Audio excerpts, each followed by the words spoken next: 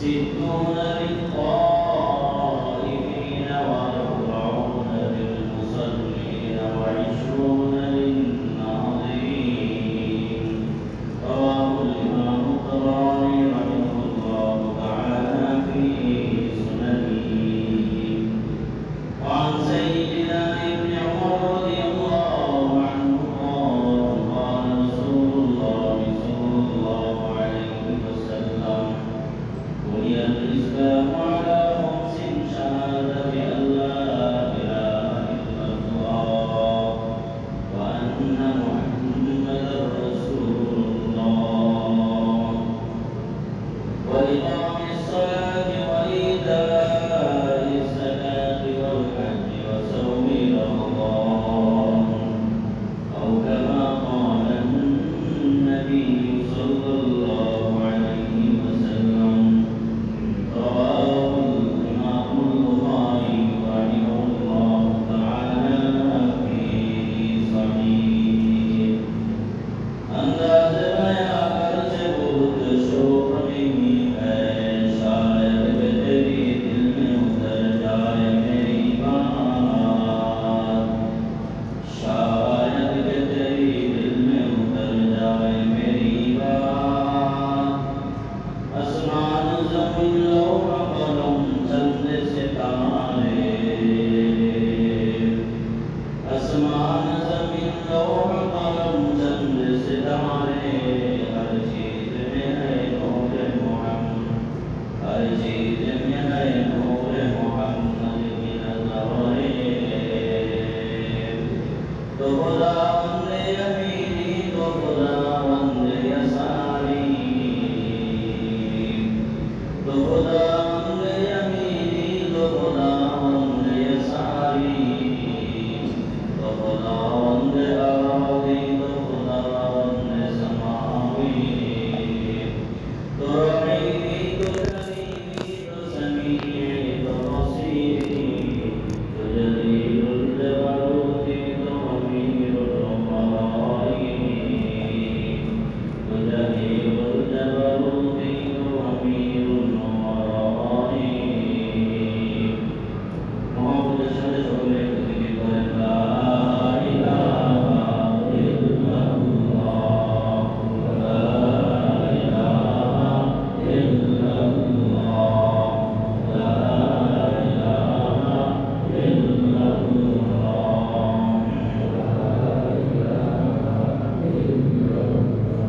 कौनैन के मुख्तार खुदा तुमको बनाया, कौनैन के मुख्तार खुदा तुमको बनाया, उम्मत की नगहबान खुदा तुमको बनाया। ला इलाहा इल्लल्लाह, ला इलाहा इल्लल्लाह, ला इलाहा इल्लल्लाह, ला इलाहा इल्लल्लाह, ला इलाहा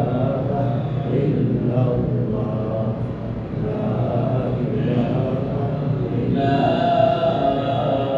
इलाहा इल्लल्लाह, मुहम्मदुर রাসূলুল্লাহ। মহান রব্বুল ইজ্জত ওয়াল জালালের শুকর আদায় করছি যে রব্বুল কারীম আমাকে ভালোবেসে আমাদেরকে ভালোবেসে মহব্বত করে শাওয়াল মাসের তৃতীয় জুমা আদায় করার জন্য একত্রিত হওয়ার তৌফিক দান করেছেন, এজন্য শুকরিয়া আদায় করি আলহামদুলিল্লাহ। আমার ভাই বন্ধুগণ, গত জুমায় আমরা আলোচনা করেছিলাম ফিলিস্তিনিদের ইতিহাস নিয়ে, কিছু আলোচনা পর্যালোচনা আপনাদের সামনে করা হয়েছিল। মুসলমানদের এই দুনিয়াতে যত জাতি এবং ধর্মের লোক আছে, আল্লাহ কোরআনের ভাষ্য মতে সূরাতুল মাইদার ৮২ নম্বর আয়াত মতে মুসলমানদের সবচেয়ে বড় শত্রুর নাম হলো ইহুদি জাতি।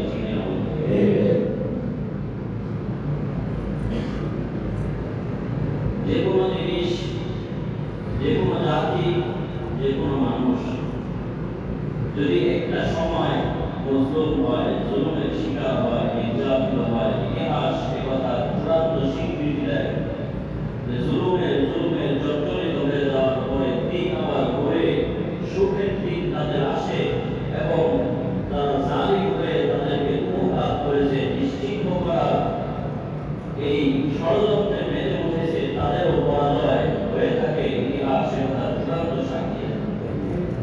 মুসলমানরা একসময় অনেক মজলুম হয়েছে, নির্যাতিত নিপীড়িত হয়েছে, কিন্তু আল্লাহ রাব্বুল আলামিন অনেক নির্যাতন করার পরে আল্লাহ তাআলার কুদরতি ক্ষমতার বহিঃপ্রকাশ ঘটিয়েছেন। দুনিয়ার সব তাগুতদেরকে মুসলমানদের পায়ের তলে এনে ফেলে দিয়েছেন, তারা পরাজিত লাভ করেছে। এই ইহুদি জাতীয়, আমি এই বিষয়ে আজকে কথা বলবো না, শুধু একটা হাদিস আপনাদের নলেজে দিয়েই মূল আলোচনায় ঢুকে যাব। বুখারী শরীফের হাদিস, অন্য কারো হাদিস শোনাচ্ছি না। দুনিয়ার মধ্যে আসাফুল কুতুব আলা কিতাবিল্লাহ, আল্লাহর কোরআনের পরে যে কিতাবকে বলা হয় সবচেয়ে বিশুদ্ধ গ্রন্থ, বুখারী শরীফ। ইমাম বুখারী রাহমাতুল্লাহ আলাইহি একদিন দুদিন নয়, 16 থেকে 20টি বছর সময় নিয়ে এই কিতাবটাকে তিনি লিপিবদ্ধ করেছেন। প্রত্যেকটা হাদিস লেখার আগে 2 রাকাত করে নামাজ পড়েছেন, গোসল করেছেন, ইস্তেগফার করেছেন। যখন রাসূলের পক্ষ থেকে, আল্লাহর পক্ষ থেকে দিলের মধ্যে এসেছে তোমার এই হাদিসটা বিশুদ্ধ হাদিস, তুমি লিখতে পারো, ইমাম বুখারী রাহমাতুল্লাহ আলাইহি তখনই এই হাদিসটাকে লিখেছেন। এই বুখারীর হাদিস 2926 নম্বর হাদিস।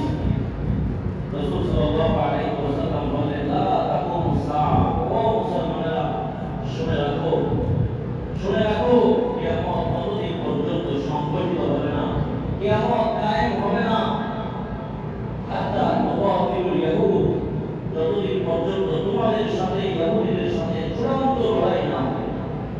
লড়াই হবে, যুদ্ধ হবে ইহুদি জাতির সাথে মুসলমানদের। মনে রাখতে হবে, রাসূলের এই হাদিস বাস্তবায়ন হওয়ার পর্যন্ত কিয়ামত কায়েম হওয়ার ন্যূনতম কোনো সম্ভাবনা নাই। কারণ আমরা বিশ্বাস করি, আমরা স্বীকার করি, দুনিয়ার সব কিছু এলোমেলো হয়ে যেতে পারে, উলটপালট হয়ে যেতে পারে, পৃথিবীর সব সাগর সমুদ্র এবং নদীর পানিগুলো শুকিয়ে যেতে পারে, পাহাড় পর্বতগুলো ধসে মাটির সাথে মিশে যেতে পারে, কিন্তু শ্রেষ্ঠ মানব মুহাম্মদ রাসূলুল্লাহর ওই ঠোঁট থেকে যেই কথাগুলো বের হয়েছে, এই কথাগুলো ন্যূনতম ভুল এবং মিথ্যা হওয়ার সম্ভাবনা নাই। ঠিক না বলে আমার সেই রাসূল বলেন, লা তাকুমু সাআ হাত্তা তুকাতিলুল ইয়াহুদ, ততদিন পর্যন্ত কিয়ামত কায়েম হবে না যতদিন পর্যন্ত ইহুদিদের সাথে তোমাদের লড়াই না হবে। কেবল লড়াই, কেবল মারাত্মক পর্যায়ের এই যুদ্ধ হবে, হাত্তা ইয়াকুলাল হাজার, পাথর পর্যন্ত বলবে, পাথর, ইয়া মুসলিম ওয়ারাই আল ইয়াহুদ, ও মুসলমান, ইহুদিকে খুঁজতেছো, মারতে মারতে ওদেরকে শেষ করে দিয়েছো, এখন আর ইহুদি খুঁজে পাও না, তোমাদের ভয়ে দেখো কিছু ইহুদি পাথরের পিছনে লুকায় আছে, ওদেরকে ধরো, ফাকতুলহু, এবং নির্মমভাবে তাদেরকে হত্যা করো। এই কথা কে বলবে বলেন? এখন কি সেই সময় আসছে? আসে নাই। বলে কিয়ামত আরো দেরি আছে। তবে রাসূলের এই হাদিস চূড়ান্ত এই বার্তা দেয়, ইনশাআল্লাহ আমাদের মুসলমানদের যে রক্ত ঝরেছে, এই রক্তের উপরে ভিত্তি করে মুসলমানদের বিজয়ের ইতিহাস লেখা হবে। ঠিক না বলেন? এখান থেকে মুসলমানদের বিজয় নিশ্চিত হবে। কারণ ইসলাম এবং মুসলমানদের উপর যখন কোনো আঘাত আসে, ইসলাম তখন দুর্বল হয় না, বরং ইসলামের বৃদ্ধির ছোঁয়ার মধ্যে নতুন করে সঞ্জীবনী শক্তি সংগৃহীত হয়।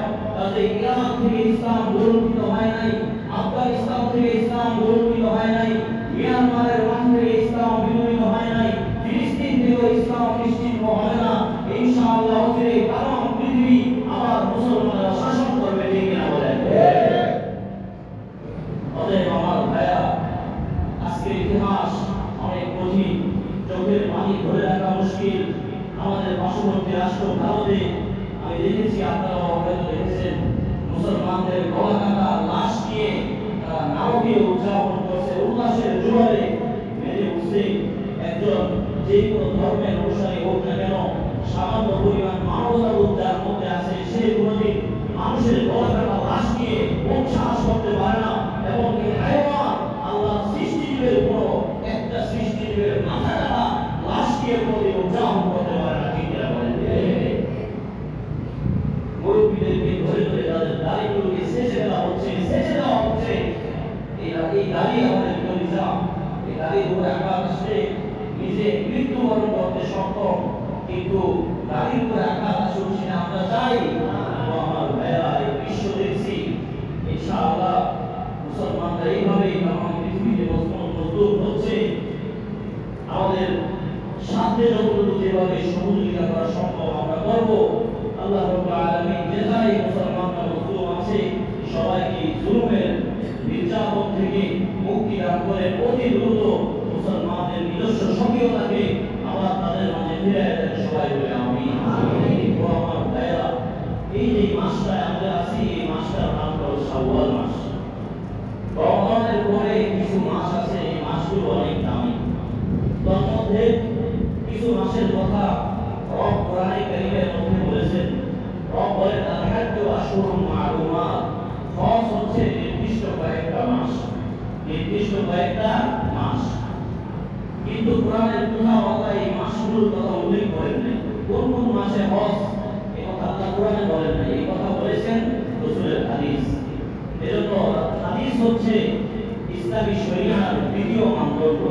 কোরআনকে যখন আমরা বিশ্বাস করি, কোরআনের কথাগুলোকে যখন আমরা দিলে প্রাণে মনে নেই, ঠিক তেমনইভাবে রাসূলের হাদিসকেও আমাদেরকে মানতে হবে, বিশ্বাস করতে হবে। কারণ ইসলাম পরিপূর্ণ হয়েছে কোরআন এবং হাদিসের মাধ্যমে। স্বয়ং শুধু কোরআনের মধ্যে ইসলামের অনেক বিধান আছে, যে বিধানগুলোর সুস্পষ্ট সমাধান বর্ণিত হয়নি, বরং রাসূলের হাদিস সেগুলোর সুস্পষ্ট সমাধান দিয়েছে। ও আমার ভাইরা, ইবনে ওমর রাদিয়াল্লাহু তাআলা বলেন যে আশহুরুল হাজ্জি শাওয়াল ওয়া যুলকাদা ওয়া আশরুম মিন যিলহিজ্জা, যে হজের মাস হলো 1 নম্বর শাওয়াল, 2 নম্বর যুলহজ, আর 3 নম্বর হলো 1 নম্বর শাওয়াল, 2 নম্বর যুলকাদা, 3 নম্বর হলো যিলহজ মাসের 10 দিন। এই 2 মাস 10 দিন এটা কিসের মাস? হজের মাস।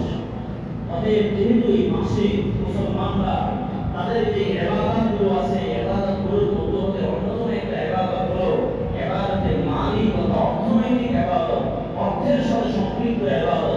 এই গুরু ইবাদত, মহা ইবাদত যেহেতু এই নির্দিষ্ট কয়েকটা মাসে বনি আদম পালন করে থাকে, এজন্য এই মাসের দাম আল্লাহর কাছে অনেক বেশি।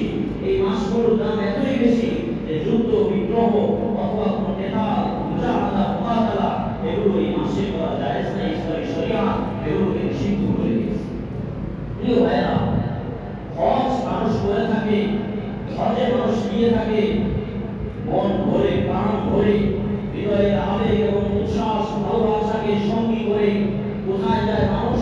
বলে মাক্কাতুল মুকাররমা, মক্কা এবং দেখার জন্য যায়, মক্কার জিয়ারতে যায়, মক্কার দর্শন লাভের জন্য যায়।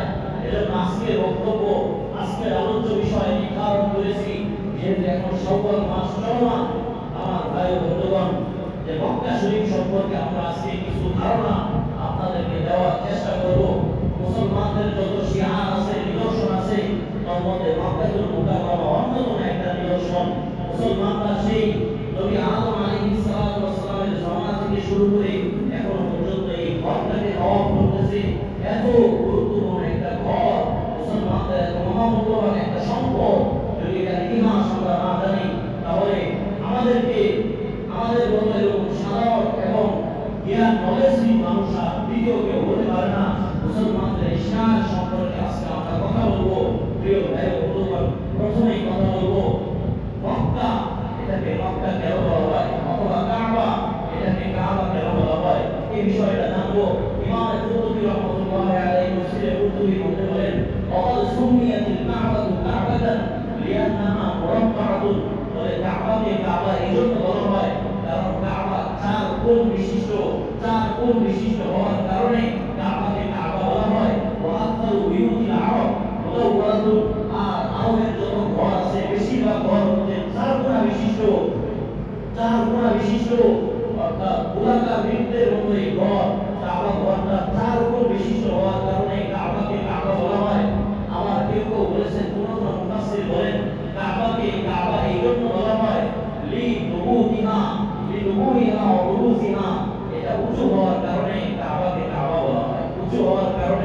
কাবাকে কাবা বলা।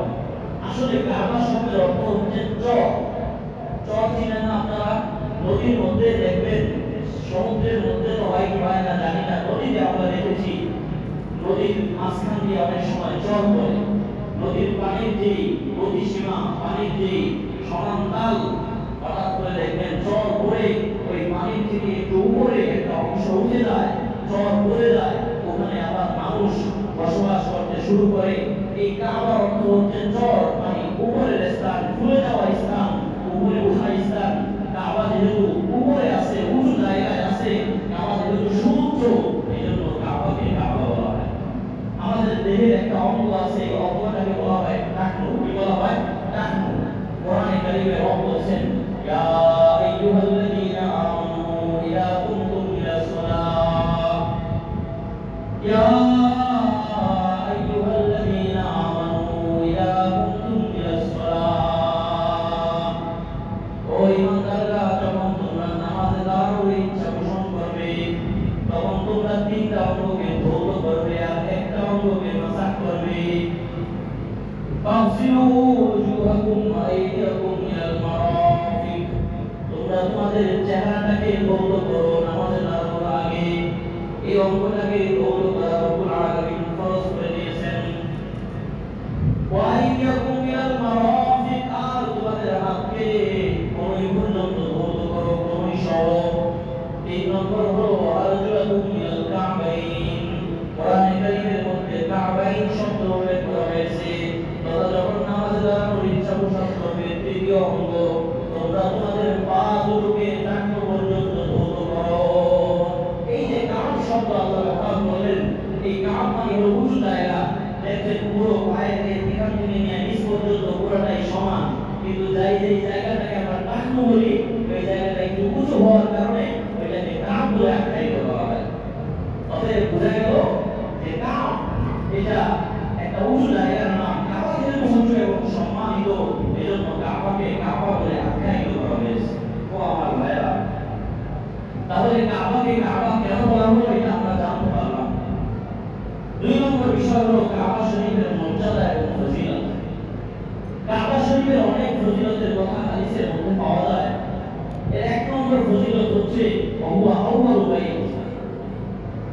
রব্বুল আলামিন কোরআনে কারীমের সূরা আলে ইমরানের 96 নম্বর 97 নম্বর আয়াতের মধ্যে বলেন, ওয়ালিল্লাহি আলান নাসি হিজ্জুল বাইতি মান ইসতাতা ইলাইহি সাবিলা, ইন্না আউওয়ালা বাইতিন উদিআ লিন-নাসি আল্লাযী বিবাক্কাতা মুবারাকান ওয়া হুদাল লিল আলামিন। দুনিয়াতে যত মাসাজিদ আছে, দুনিয়াতে যত ধর্মীয় প্রতিষ্ঠান আছে, এই সব প্রতিষ্ঠানের আগে আল্লাহ রাব্বুল আলামিন সর্বপ্রথম সৃষ্টি করেছেন এই কাবা, এই মক্কাতুল মুকাররমাকে, মক্কা শরীফকে আল্লাহ তাআলা সবার আগে বানিয়েছে, সবার আগে বানিয়েছে। এটা একটা ফজিলত। ইন্না আউওয়ালা বাইতিন উদিআ লিন-নাস লাল্লাযী বিবাক্কাতা মুবারাক। এই ঘরটা বড় বরকতময়। এই ঘরে কেউ যদি যায় আশ্রয় গ্রহণ করার জন্য, রব্বুল আলামিন আদেশ করে দিয়েছেন তাদেরকে আশ্রয় দাও। যদি কোনো অপরাধীও এই ঘরের মধ্যে প্রবেশ করে, অপরাধীকে তোমরা হত্যা করো না, কারণ এই ঘর হচ্ছে আশ্রয়দাতা, এই ঘর হচ্ছে নিরাপত্তাদাতা। এজন্য আল্লামা ইকবাল রাহমাতুল্লাহ আলাইহি বলেন, দুনিয়া কি হুক্কাদু মে ও পহলা ঘর হ্যায় হামারা, दुनिया की गुदगदों में वो पहला घर है हमारा, हम उसके पासबां हैं, वो पासबां है हमारा। পৃথিবীর মাটিতে রব্বুল আলামিন যত ঘর বানিয়েছেন, এই ঘরগুলোর মধ্যে সর্বপ্রথম ঘর হলো কাবা। এজন্য কাবা আমাদের পাহারাদার, আমরাও কাবার পাহারাদার। কাবার উপর যেমন যখন কোন আক্রমণ আসবে, আল্লাহ না করুক, তাম পৃথিবীর মানুষ একযোগে করতে উঠে এটার প্রতিবাদ করবে। আবার কাবাও তাম পৃথিবীর মানুষের আশ্রয়দাতা, শুধু মানুষের আশ্রয়দাতা নয়, বরং পশু পাখির পর্যন্ত আশ্রয়দাতা। আফ্রিকা জঙ্গলের যদি কোনো পশু প্রাণী, কোনো পাখি যদি এক জায়গায় থেকে আরেক জায়গায় হারিয়ে যায়, ওই পাখি উপর থেকে কাবাতুল মুকাররমা, মক্কাতুল মুকাররমাকে দেখতে থাকে, আর কাবা ওই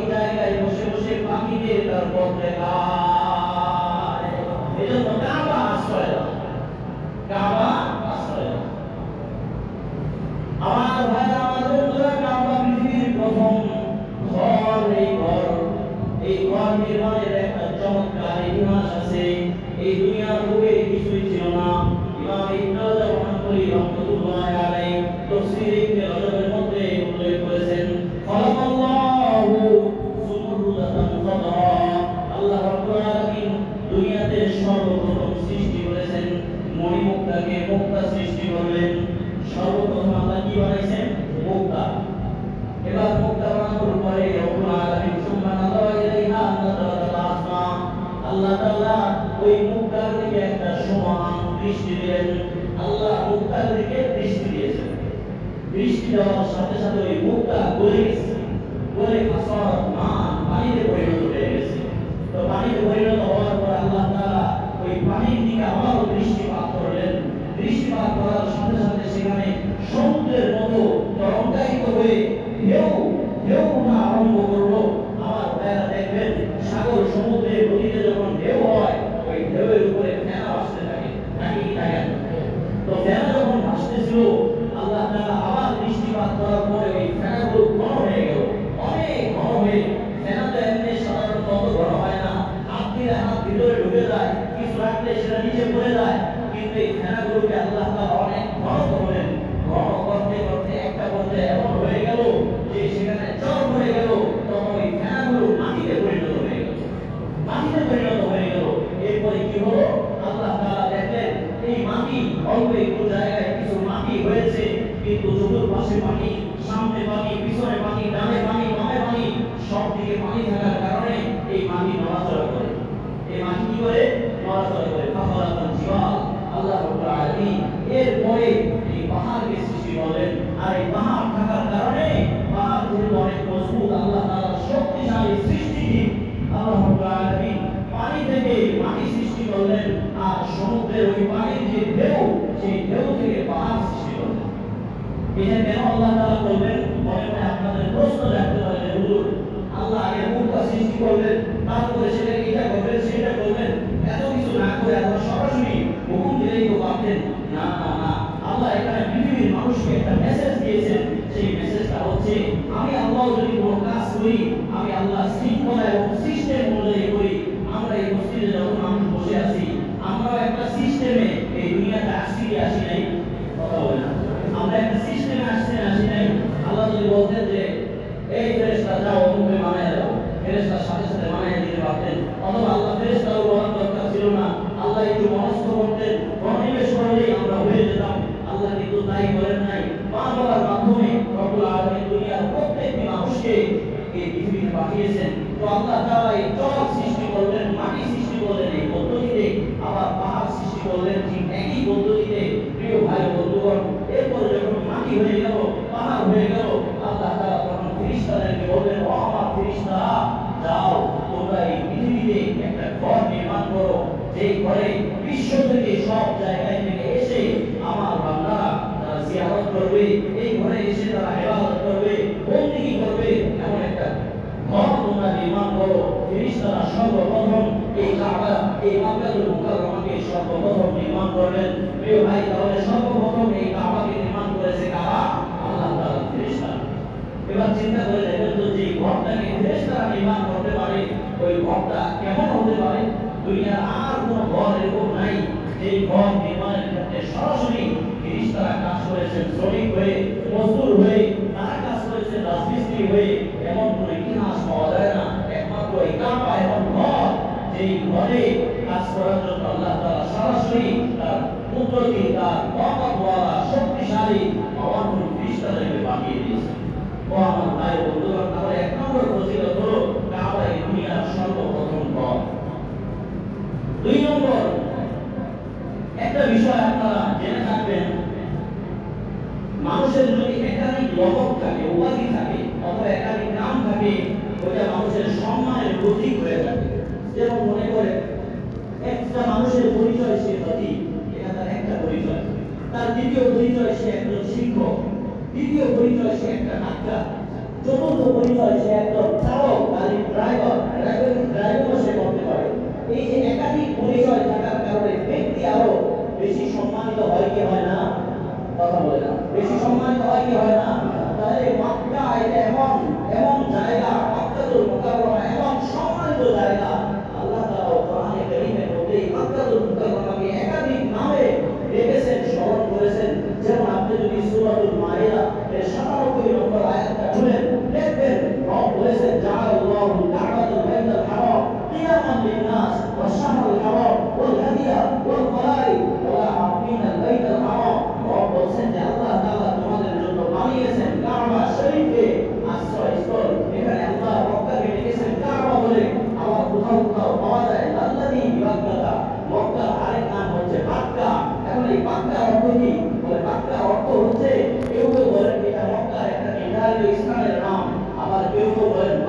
হচ্ছে মক্কার প্রাচীন নাম, মক্কার প্রাচীন আগের নাম। যেমন আমাদের ঢাকা শহর, এই ঢাকার আগের নাম ছিল কি নাম বলেন তো? জাহাঙ্গীরনগর।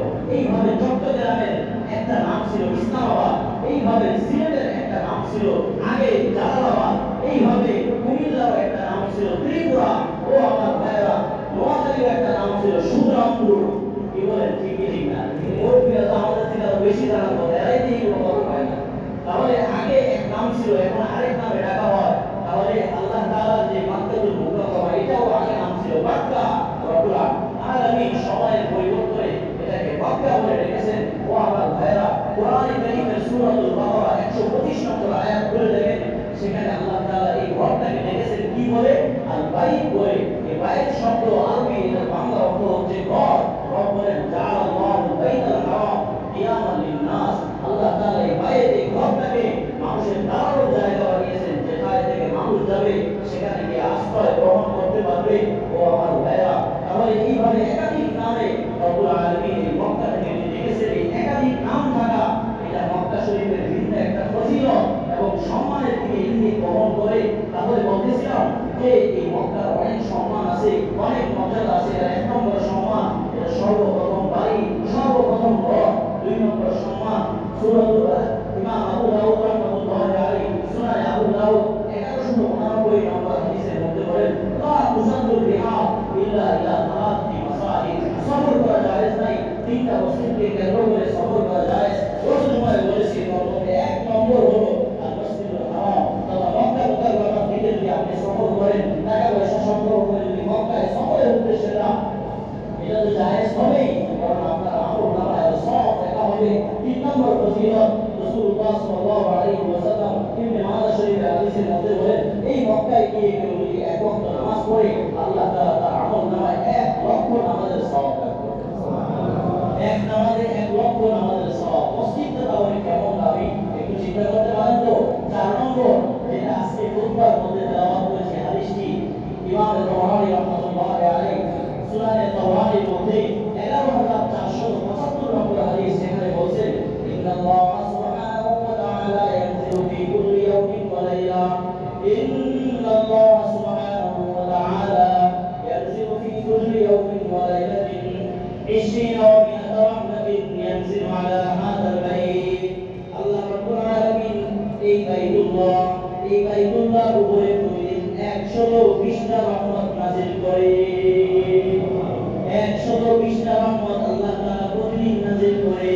এই 120টার মধ্যে 7টা রহমত আল্লাহ তাআলা নাযিল করেন লিত-তাওয়াইফিন।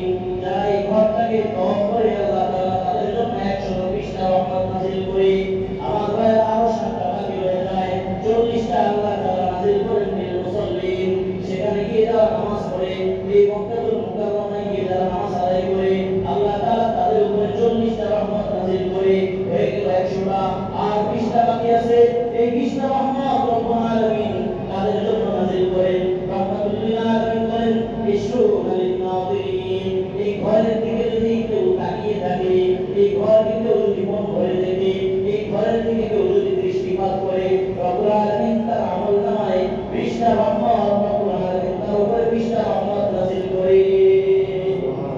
120টা রহমত প্রতিদিন আল্লাহ তাআলা এই ঘরের উপর অবতরণ হতে থাকে। এইগুলো কাবা শরীফের কিছু ফজিলতের কথা বলা হলো। আমার ভাই ও বন্ধুরা, এই কাবাটাকে এই পর্যন্ত প্রায় 13 বার সংস্করণ হয়েছে, 13 বার এই ঘরের উপরে কাজ হয়েছে। কবি একটা কবিতার মধ্যে চমৎকার ভাবে এটাকে তুলে ধরেছেন। দেখবেন, আপনার যদি কোনো জিনিস মনে না থাকে, কবিতার মাধ্যমে যদি আপনি সেটাকে মনে রাখতে চান, এটা কিন্তু অনেক সহজ। কবিতা পাঠ করা, আরবিতে হোক, বাংলায় হোক, উর্দুতে হোক, হিন্দিতে হোক, ইব্রানি ভাষায় হোক, যে কোনো ভাষায় যদি আপনি কবিতা পাঠ করেন, এই কবিতা আপনার কোনো একটা বিষয়কে সহজেই মাথার মধ্যে ধারণ করতে, জেনে ধারণ করতে সহযোগিতা করবে। রাসূলের জামানায় রাসূলের অনেক সাহাবীরা কবিতা পাঠ করতেন। যেমন হযরত হাসান ইবনে সাবিত রাদিয়াল্লাহু তাআলা আনহু রাসূলের শানে কবিতা পাঠ করেছেন, "তুলিকতা ওয়াল্লাহু মিন কুল্লি আইবিন কাআন্নাকা কদ তুলিকতা কামা তাশাউ ওয়া আজমালা মিনকা লাম তারাকাতু আইনি ওয়া আহসানা মিনকা লাম তালিদিন নিসাউ।" হযরত হাসান ইবনে সাবিত রাসূলের শানে কবিতা বলেছেন। আমার ভাই, আমাদের কাজী নজরুল ইসলাম কবিতা বলেছেন, মহাবিদ্রোহী অক্লান্ত, সেই দিন আমি হব শান্ত, যেদিন উৎপীড়নের ক্রন্দন রোল আকাশে বাতাসে ধরিবে না। বলেছেন, যুগ জমানা বলতে দিতে চায় না অনেকজন, এক যুবকই আনতে পারে জাতির জাগরণ, ঠিক কিনা বলেন?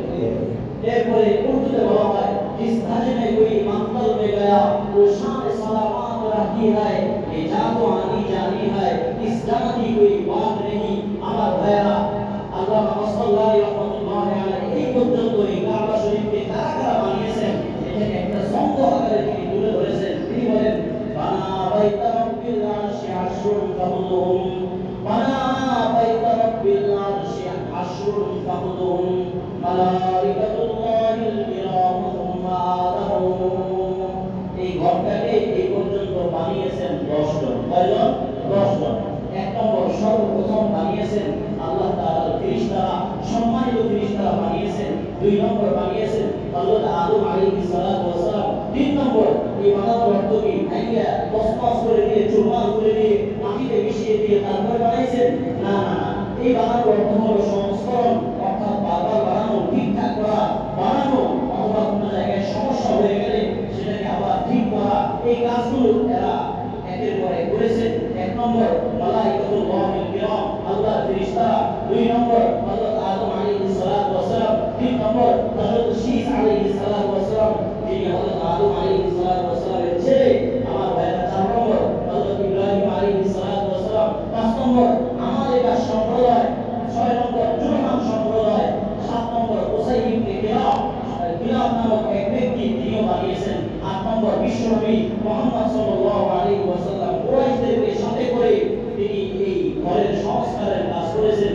এবং বর্তমানে যেখানে আপনারা হজরে আসওয়াদ দেখতে পান, এই জায়গায় হজরে আসওয়াদ স্থাপন করেছেন বিশ্বনবী সাল্লাল্লাহু আলাইহি ওয়াসাল্লাম নিজে। তিনি নিজে দেখেছেন। এরপর 9 নম্বর এসে 9 নম্বর এই ঘরটাকে বানিয়েছেন হাজ্জাজ ইবনে ইউসুফ, যিনি একজন জালিম শাসক ছিল, কিন্তু একটা ভালো কাজ করে গেছে, এই ঘরের উপরে তিনি কাজ করে গেছেন। 10 নম্বর, আপনার তুরস্কের যে চতুর্থ মুরাদ ছিলেন, তিনি ওই ঘরের কাজ করেছেন। ইতিহাসে আরেকজনের নাম পাওয়া যায়, সৌদি আরবের বাদশাহ ফাহাদ বিন আব্দুল আজিজ, তিনি ওই ঘরের কাজ করেছেন।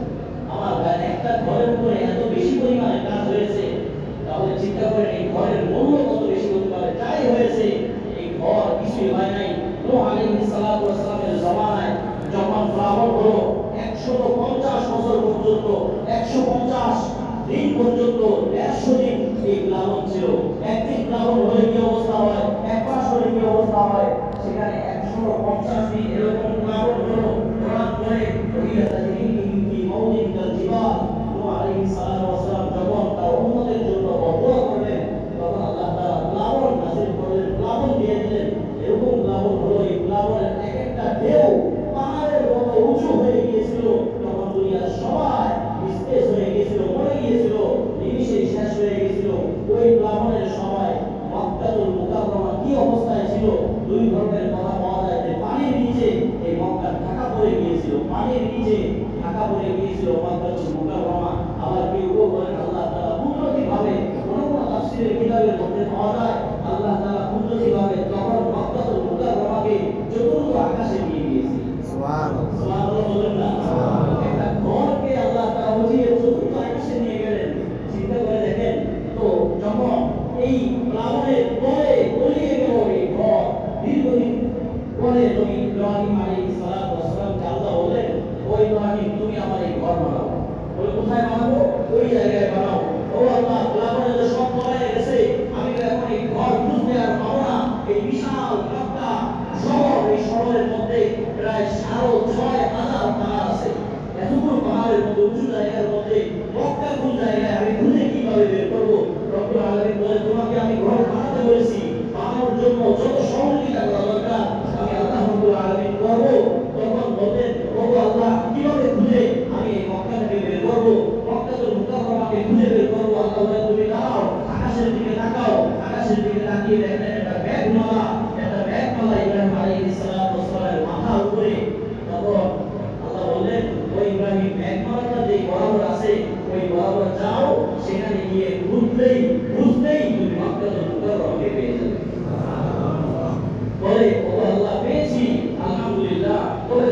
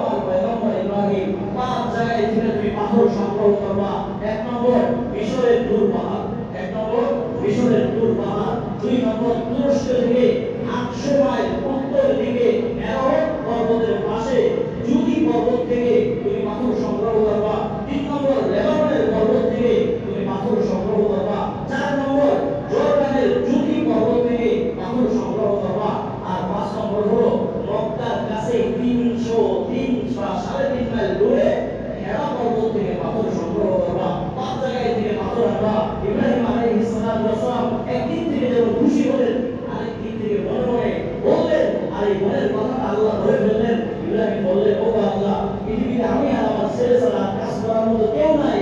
এই 5 জায়গা পথে দূরে দূরে অবস্থিত, যানবাহনের ব্যবস্থা নাই। আমি এই পাথরগুলো আমার এই ছোট্ট শিশু সন্তানকে নিয়ে কিভাবে সংগ্রহ করবো?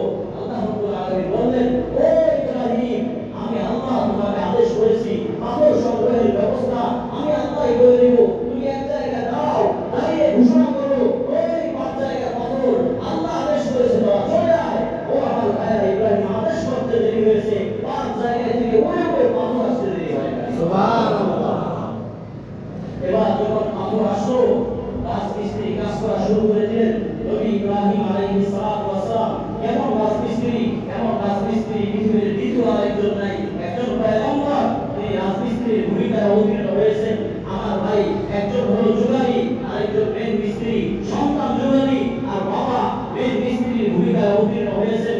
যখন নির্মাণ কাজ শুরু করে দিলেন, একটা পর্যায়ে এসে তিনি উপরে নিজের হাতের বাহিরে উপরে নাগালে পায় না।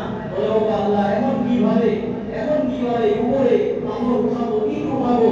আল্লাহ রাব্বুল আলামিন বললেন, আমার কুদরত তোমাকে ব্যবস্থা করে দিবে। এই পাথরটার উপরে দাঁড়াও, এই পাথর তুমি যখন উপরে উঠবা, এই পাথর তোমার সাথে সাথে উপরে উঠে যাবে। আজকে এই পাথরটার মধ্যেও ইব্রাহিম আলাইহিস সালাতু ওয়াস সালামের পায়ের চিহ্ন পড়ে গেছে। এখন সেই জায়গাটাকে আমরা মাকামে ইব্রাহিম বলে স্মরণ করে থাকি। ওই জায়গাটাকে মানুষ দেখার জন্য পাগল করা হয়ে যায়। একটু যদি দেখতে পারতাম ইব্রাহিমের পায়ের ছাপটা কেমন ছিল, আপনাদের দেখতে মনে চাই কি চায় না? তাদেরকে আল্লাহ তাআলা একবার দেখার সুযোগ করে দিয়েছেন, বারবার দেখার সুযোগ করে দেন। আর আমাদের মতো হতভাগা যাদেরকে আল্লাহ এই পর্যন্ত একবার সুযোগ দেন নাই, আমাদেরকে আল্লাহ তাআলা অন্তত জীবনে একবার হলেও মাকাম ইব্রাহিমের সেই জায়গাটাকে দেখার তৌফিক দান। আমিন। কত নিদর্শন সেখানে আছে আমার ভাইরা।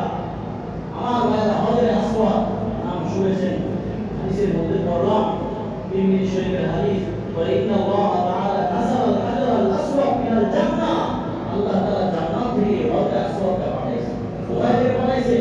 জান্নাত থেকে পাঠাইছেন। ওয়া আশাদ্দু বায়াবান মিনাল লাবান। দুধ দেখেছি, দুধের শুভ্রতা দেখেছি, এই দুধের থেকে আরো বেশি সাদা ছিল এই হযরত আসওয়াদ। ইবনে আব্বাস বলেন, এই হযরত আসওয়াদটা দুধের থেকে বেশি সাদা ছিল, কিন্তু বনি আদম জুমা দিতে আসাউ ওয়ালাদহু ফাকালা বনি আদমের অপরাধ, বনি আদমের গুনাহ, নাফরমানি এটাকে কালো, কৃষ্ণ কালোতে রূপান্তরিত করে দিয়েছে।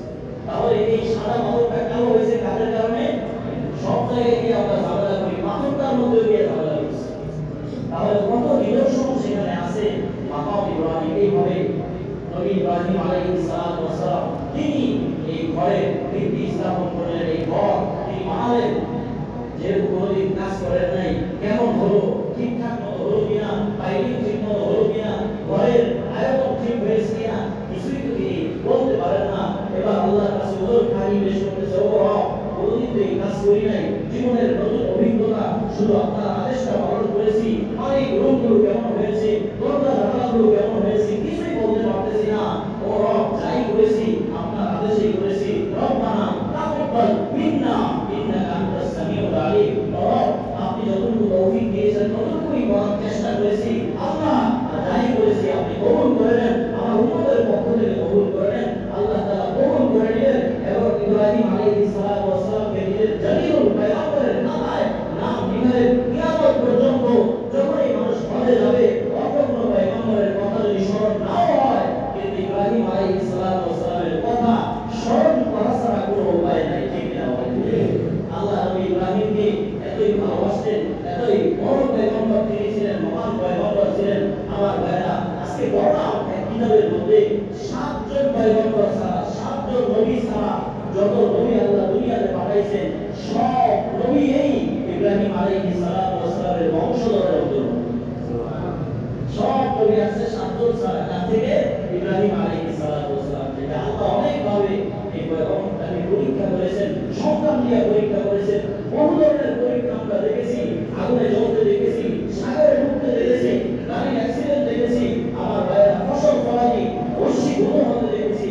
কিন্তু সন্তানের গলায় বাবা ছুরি চালায়, এবং পরীক্ষা মনে হয় আল্লাহ কাউকে করেন নাই। নবী ইসমাঈলের গলার উপরে ছুরি চালিয়ে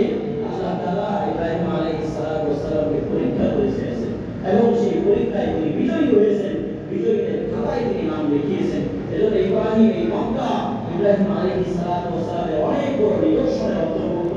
প্রিয় ভাইরা, অতএব আজকে শুধু ইতিহাস জানলাম, এভাবে 10 থেকে 11 জন ব্যক্তি যুগের পরিবর্তনে এই জায়গাটাকে আবাদ করেছে, সংস্কারণ করেছে, যত কিছু প্রয়োজন হয়েছে এই জায়গাটাকে তারা রক্ষণাবেক্ষণ করেছে। অতএব এই মক্কাতুল মুকাররমা আমাদের শাআয়ের, আমাদের শিআরের অন্তর্ভুক্ত। মক্কার প্রতি ভালোবাসা রাখা, সুযোগ করে মক্কায় গিয়ে নামাজ পড়া, এখানে নামাজ পড়ি সেখানে নামাজ পড়লে এতগুণ বেশি সওয়াব হবে।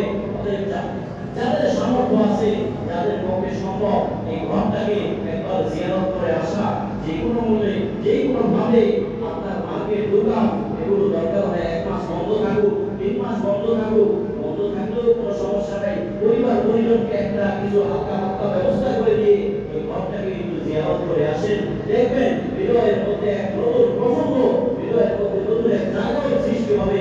এমন হতে পারে, এমন হাদিস সাহেবরা আছে যে হজ করার আগে কোনোদিন ঠিকমতো নামাজ পড়ে নাই, রোজা করে নাই, ঠিকমতো যাকাত দেয় নাই, হজ করার আগে কোনোদিন ভালো মতো জিকির করতে বসে নাই। যখন ওই ঘরটাকে দর্শন করেছে, ওই ঘরটাকে দেখে এসেছে, আমার ভাইয়েরা দেখে আসার পর থেকে কোনোদিন সে নামাজ ছেড়ে দেয়। এজন্য যাদের পক্ষে সম্ভব, আমার ভাই আপনাদের হাতে ধরি পায়ে ধরি, আল্লাহ এই অর্থ দিয়েছেন, আল্লাহ এই টাকা পয়সা দিয়েছেন, সচ্ছলতা এগুলি যে আপনাকে দিয়েছেন। সুতরাং এই ঘরটাকে একবার অন্তত পক্ষে জিয়ারত করার পরিপূর্ণ ইচ্ছা এবং এরাদা করেন। যাদের উপরে এই হজ ফরজ হয়েছে, আল্লাহ তাআলা আমাদের সবাইকে আল্লাহর এই বিধানকে বাস্তবায়ন করার লক্ষ্যে রাসূলের মসজিদ মোতাবেক, রাসূলের ফরমান মোতাবেক হজ করে আসার তৌফিক দান করেন। সবাই বলে আমিন।